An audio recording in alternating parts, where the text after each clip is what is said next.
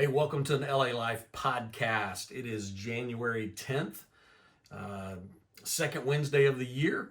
We're going to continue to do some of these LA Life podcasts. We're into really well into year 3. And you may see a change of scenery at some point. I want to do something a little different with this, but for right now, here we are. We're going to still give you some midweek teaching. I'm hoping your days are going well. Here in Indiana, it's getting colder. We're supposed to get cold. Finally going to be in some below zero weather coming up here in the next week or so. So hopefully you're ready for that, and furnace works, all that good stuff. So there you have it. And today I want to share something I know I've shared before, but I think it's just really good, really encouraging, out of the book of Acts. In Acts chapter 18, the Apostle Paul gets to the area of Corinth. And I want to share this with you because on Sundays we're teaching from 1 Corinthians, which is in the book of Corinth. And so, or not in the book of Corinth, but in the area of Corinth. So here you go. In Acts chapter 18, Paul gets to Corinth. He begins teaching, and he's talking to the Jewish people about the resurrection of Jesus. And they don't want to believe it. They don't think it's true. They don't want to buy that story. And so they get mad at the Apostle Paul. And it tells us in Scripture that the Apostle Paul then leaves and he goes to the Gentiles and he begins telling them about the resurrection of Jesus. I say that to get to this particular 2 verses. Listen to what God says to Paul. Now remember, Paul's teaching, he's being opposed. People are telling him to be quiet, stop talking about that. And here's what God says to Paul, starting in verse 9. And the Lord said to Paul one night in a vision, "Do not be afraid, but go on speaking, and do not be silent. For I am with you, and no one will attack you to harm you, for I have many in this city who are my people."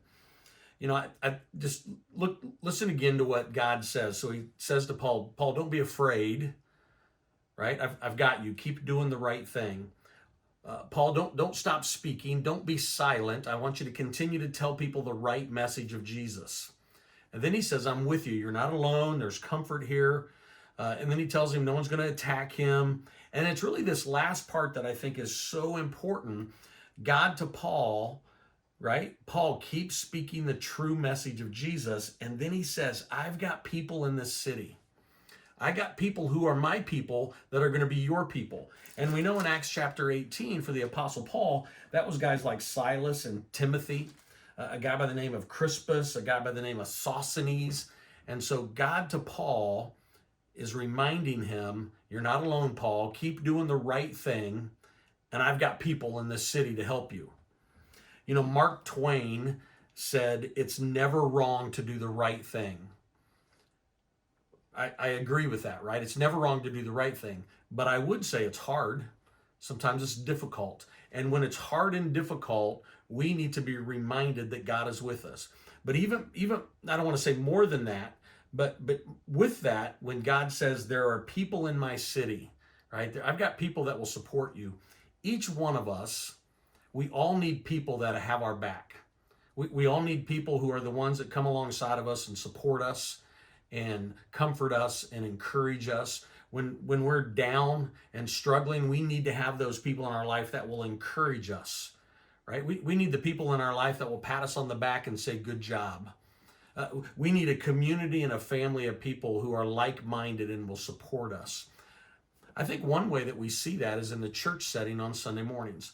I want to encourage you to find a church home that you can begin to go to, that you can begin to belong to, and you'll find that those are your people, right? Just like God says to Paul, I have many in the city who are my people. When you get involved in a church family, you find that you have people who support you, love you, encourage you, help hold you accountable. And that's what we see in Scripture today in Acts chapter 18. God reminds Paul, you're not alone. Paul, keep doing the right thing. You're never going to be wrong doing the right thing. And I have people in this city who are going to protect you and support you and encourage you.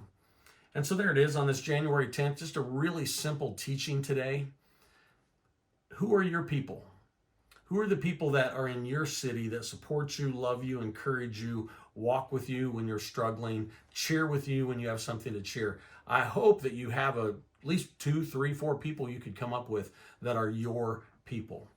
And if you're struggling to find that, again, find a church family, get plugged in, get involved, show up on Sundays to the physical church setting, and you'll find that you will begin to have people in your city that will encourage you as well.